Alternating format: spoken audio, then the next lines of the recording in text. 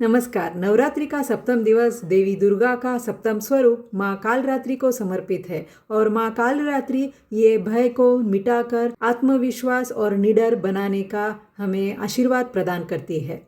मैंने अपने 21 साल के प्रैक्टिस में देखा है, काफ़ी बार पेशेंट जब हमारे पास आते हैं तो उसमें से काफ़ी पेशेंट अपना ऑलरेडी आत्मविश्वास खो चुके होते हैं और उसका मेन रीज़न होता है कि काफ़ी सारे इन्वेस्टिगेशंस, फिर वो एक्सरे, एमआरआई स्कैन या ईसीजी हो या अलग अलग टेस्ट इन्वेस्टिगेशन करने के बाद भी और अलग अलग डॉक्टर को दिखाने के बाद भी उनकी प्रॉब्लम वैसे की वैसे ही होती है। ये होने की वजह से पेशेंट्स को काफ़ी बार ये बोला भी जाता है कि आपके शरीर में कोई प्रॉब्लम नहीं है, आपके दिमाग में ही प्रॉब्लम है। और इस तरह का जब पेशेंट को आंसर मिलता है तो उससे पेशेंट का आत्मविश्वास पूरी तरह से चला जाता है, खुद के ऊपर से भी और डॉक्टर्स के ऊपर से भी। और हमेशा वो एक डर में रहता है कि मुझे ऐसी क्या बीमारी है, इतना सब कुछ करने के बाद भी डॉक्टर इन्वेस्टिगेशंस फिर भी मेरी प्रॉब्लम ठीक नहीं हो रही है, कंडीशन वैसे की वैसी ही है। उसका मेन रीज़न है, जब भी कोई डॉक्टर पेशेंट को देखता है तो वो सिर्फ बायोमेडिकल अप्रोच यानी यही एक मॉडल फॉलो करता है, यानी शरीर में जो प्रॉब्लम है और शरीर के लिए ठीक होने के लिए दवाई या कोई भी ट्रीटमेंट अप्रोच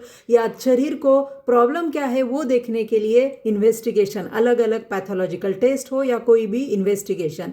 लेकिन सिर्फ बायोमेडिकल अप्रोच से अगर पेशेंट को देखा जाएगा डॉक्टर के थ्रू, तो ऐसे केसेस जो होते हैं जिनमें प्रॉब्लम ठीक नहीं होती है, उसका मेन रीज़न ही है बायोसाइकोसोशल अप्रोच को ना फॉलो करना।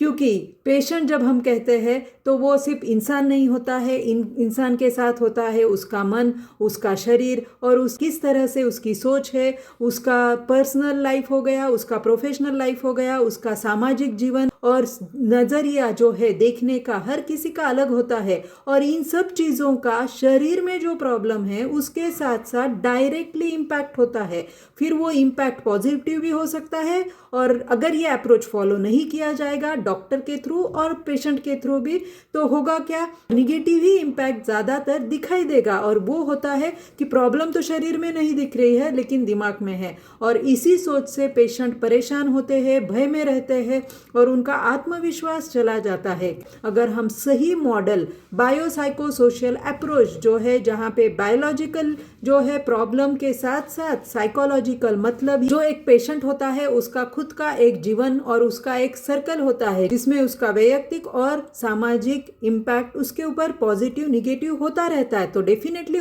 उसका इम्पैक्ट उसके डिसीज पे भी होना ही है। और इसीलिए मैं सभी डॉक्टर्स को और पेशेंट्स को ये बताना चाहूँगी, जब तक आपकी कंडीशन बायोसाइकोसोशल अप्रोच के द्वारा नहीं देखी जाएगी आपकी कंडीशन कभी ठीक पूरी तरह से हो भी नहीं सकती है। लेकिन उसी के साथ बायोसाइकोसोशल अप्रोच, ये सही मेथड जो है असेसमेंट से लेके ट्रीटमेंट, सब डॉक्टर अगर फॉलो करेंगे और सभी पेशेंट को इस तरह से ट्रीटमेंट मिलने लगेगी तो कोई भी पेशेंट जो है निराशा या आत्मविश्वास खोएगा नहीं। धन्यवाद।